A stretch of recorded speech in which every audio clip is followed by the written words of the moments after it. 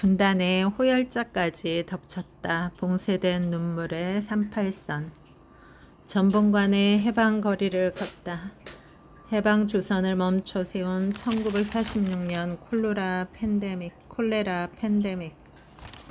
미군정이 공포한 군정 법령 제1호는 위생국 설치에 관한 건, 총독부 경무국 위생과를 폐지하고 위생국을 설치한다는 것이었다.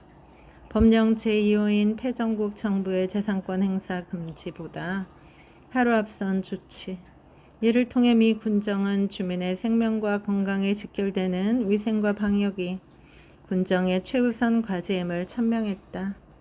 비슷한 시기 인도에서 시작된 콜레라는 중국 남부로 급속히 확산되었고, 콜레라는 근육 경련이 일어나고 쉴 새 없이 설사하는 수인성 전염병이다. 일본에서는 고레라, 호열날이라고 음처에서 표기했는데 19세기 그 괴질과 함께 병명이 조선으로 전파되면서 조선에서는 잘 쓰지 않는 랄자를 그와 비슷하게 생긴 자로 오독 오게 하면서 호랑이가 살점을 뜯어 베는 것 같이 아픈 병이라는 뜻의 호열자로 부르게 되었다. 남방과 중국에서 한국과 일본으로 전제민, 폐잔병 등 대규모 인구 이동 가운데 중국에서 2만여 명, 인도에서 25만여 명이 콜레라로 사망했다.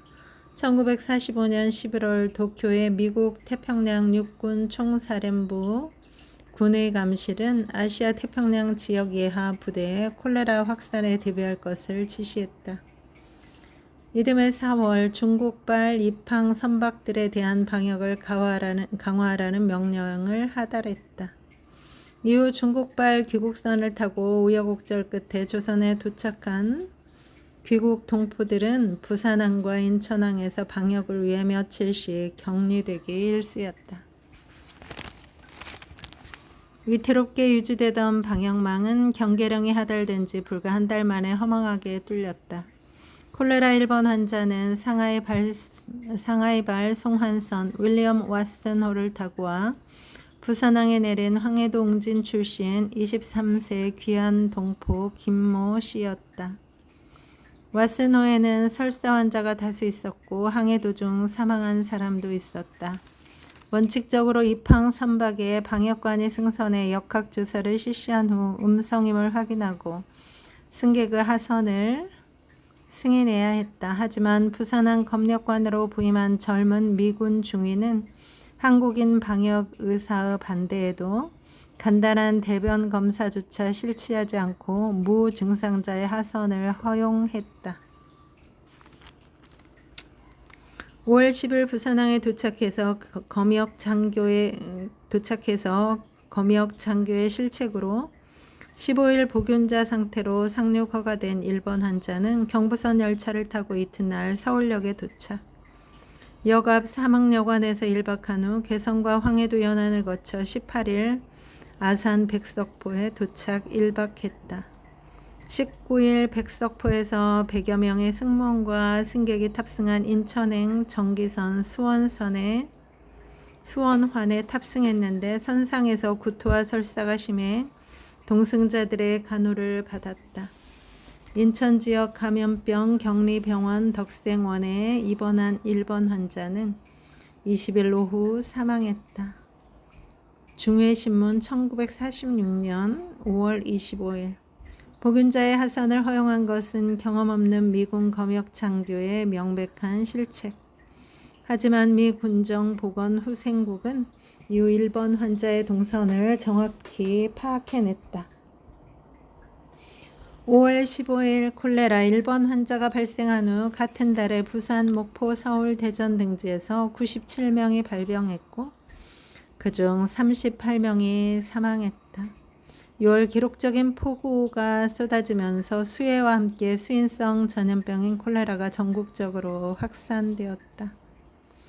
치료제인 수액의 공급이 부족해 사망률이 급증하자 미 군정 보건후생국은 방역과 예방에 총력을 기울였다. 전국적으로 무료 콜레라 예방접종을 실시했다. 수액이 부족했던 것과는 달리 백신 공급은 비교적 여유가 있었다. 서울에는 해방 전부터 운영되던 백신 생산 시설이 있었다. 방역과 위생 선전 활동도 강화되었다. 한건숙 보건위생국장은 라디오 방송에 출연해 호열자는 오염된 물 또는 파리를 매개로 음식을 통해 전염되므로 냉수, 야채, 과일 등 음식에 주의하고 파리가 끓지 않게 변소를 청결히 하며 눈에 띄는 대로 파리를 잡으라고 호소했다. 그해 여름에는 냉면을 비롯한 날 음식의 판매와 하천에서의 세탁이 금지되었다. 괴질로 목숨을 잃은 것도 비극이었지만 그보다 더 큰 비극은 봉쇄와 이동 제한이 초래했다. 일본군 무장해제를 명분으로 미소간 설정된 38선은 국경선이 아니었다. 미소 양군은 법령으로 38선 통행을 금지하지는 않았지만 실질적으로는 38선 월경을 막았다. 진주 직후부터 미군 정청은 38선 이북으로의 여행은 자유지만 절대 삼가지 않으면 안 될 것이라는 모순된 입장을 견지했다. 제한적으로만 허용되었던 38선 월경은 제1차 미소 공동위원회가 무기휴회되고 남북 양측에서 단독 정권 수립 시도가 본격화된 1946년 5월 법적으로 금지되었다.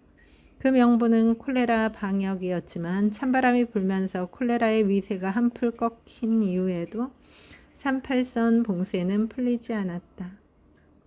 해방 직후 귀국을 위해 한국인 귀향민 수만 명이 모여든 두만강변 투먼에도 어김없이 콜레라가 돌았고 다수의 귀향민이 고향을 코앞에 두고 이역 땅에서 목숨을 잃었다.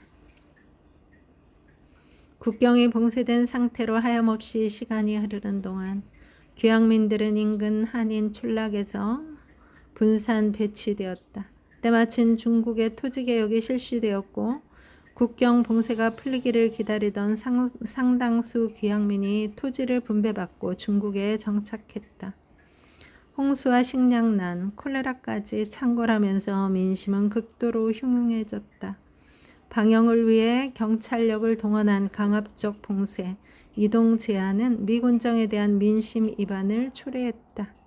좌익 세력들은 그 뜸을 교묘히 파고들어 민중을 선동했다. 콜레라의 피해가 유난히 컸던 대구에서는 콜레라 방역이 한창이던 10월 1일 경찰과 시위대 사이 대규모 유혈 충동이 일어나 수백 명이 목숨을 잃었다. 좌익의 선동과 성남 민심은 호열자보다 무서웠다. 여러분, 오늘도 좋은 날입니다. 오늘 하루 잘 살아내느라 수고 많았습니다. 힘내세요. 다음에 또 만나요. 감사합니다.